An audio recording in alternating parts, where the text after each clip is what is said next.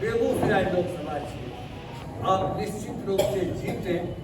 एकता पथ वो चुनाव अभियान की शुरुआत 18 को तमाम नेता संयुक्त रूप से करेंगे, यही सूचना आप ग्रहण करें। दूसरी बात, 2-3 दिनों से हम लोग देख रहे हैं ये मीडिया के द्वारा, इलेक्ट्रॉनिक मीडिया भी और प्रिंट मीडिया भी, यहाँ के जो वर्तमान सांसद हैं और भारत सरकार के केंद्रीय मंत्री निराधार अनर्गल प्रलाप और ज्ञान शून्य बयान दे रहे हैं। इस मामले में उनका इल्जाम है कि बरौनी खाद कारखाना कम्युनिस्ट पार्टी ने बंद करवाया। वास्तविकता यह है, ऐतिहासिक सबूत यह है कि माननीय अटल बिहारी वाजपेयी ने ही बरौनी खाद कारखाना को बंद करने की घोषणा की। अभी जो वे श्रेय ले रहे हैं, हम खुलवा रहे हैं।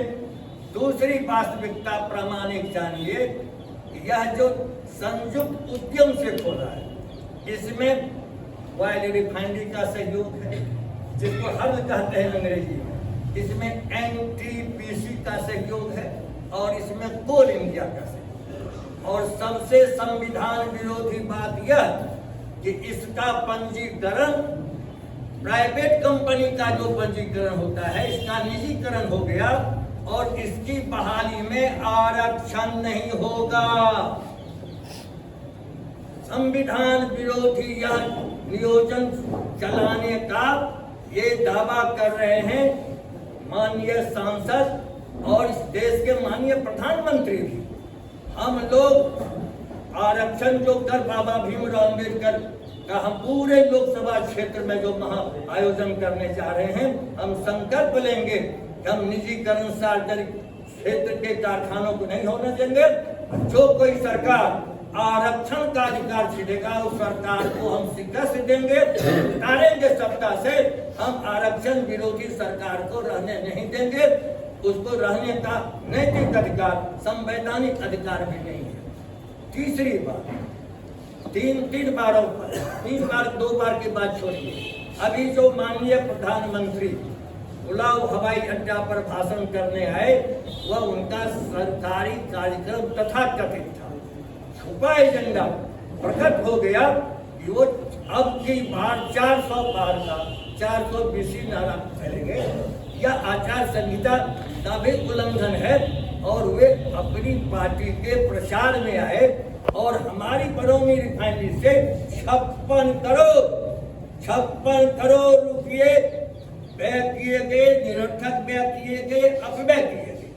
मैं भारत 56 करोड़ एक दिन के कार्यक्रम में बरौनी तेल शोधक कारखाना के कोष से प्रधानमंत्री के कार्यक्रम लगाया गया। दस्ता में, बस में, गाड़ी में, छकड़ा में एक घोटाला किया गया है। भारत निर्वाचन आयोग से हम मांग करते हैं कि इसकी जांच की जाए। सार्वजनिक क्षेत्रों में भारतीय जनता पार्टी की सरकार के द्वारा हो रही लूट को तुरंत बंद किया जाए। बेगूसराय लोकसभा की जनता, मतदाता इसको कतई बर्दाश्त नहीं कर सकते। तीसरी बात, तो बेगूसराय लोकसभा में जन उभार है, सभी जातियों में, सभी मजहबों। ये आप देख लीजिएगा, जहां जहां जाइएगा। और जो अभी बैठकें चल रही हैं, एकता पथ, सभी दल एकता पथ है, एकजुट इंडिया गठबंधन है। जो जन उभार है, इसमें दलों की दीवारें टूट रही हैं, मजहब धर्म की दीवार टूट रही, जातियों की दीवार टूट रही। कोई ऐसा नहीं है अति पिछड़ा, अगला सवर्ण, तमाम जातियों का हमारे लोकप्रिय उम्मीदवार कांग्रेस अवधेश राय के पक्ष में जन उभार है।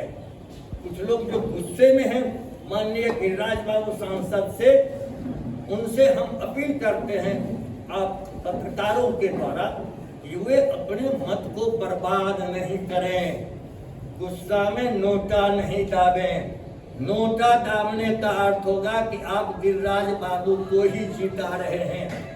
सदन में यदि किसी बिल का विरोध कोई राजनीतिक दल, विरोधी दल करता है और सदन से वॉकआउट कर जाता है, वॉकआउट का पार्लियामेंट्री बिजनेस अप्रूवल में है कि आप उसके समर्थन में, आप विरोध में उतना हाथ उठाते तो बिल गिरता।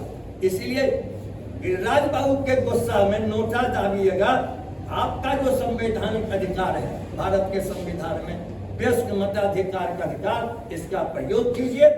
और जो गाली गलौज की जो कुसंस्कृति आई है, एक दलीय सांसद दूसरे अपने ही दलीय सांसद के साथ जो गाली गलौज करने वाला है, इस गालीबाज को, बकवास करने वाले को जनता हसुआ गेहूं की बाली पर बटन दबा के पराजित करे और संकल्प ले कि भीमराव बाबा अम्बेडकर के संविधान पर कोई हमला करेगा तो उसको हम गंगा पार भेजेंगे और भेज करके ही दम लेंगे। बस धरती का बेटा, इस मिट्टी का बेटा, चमथा के बालों में जन्म लेने वाला अवधेश को ही हम लोकसभा भेजेंगे। इसी संकल्प को दोहराने के लिए बारी बारी से हम अनुरोध करते हैं कि हमारे जो घटक दल के हैं, इनसे भी दो बात आप सुनवा दें।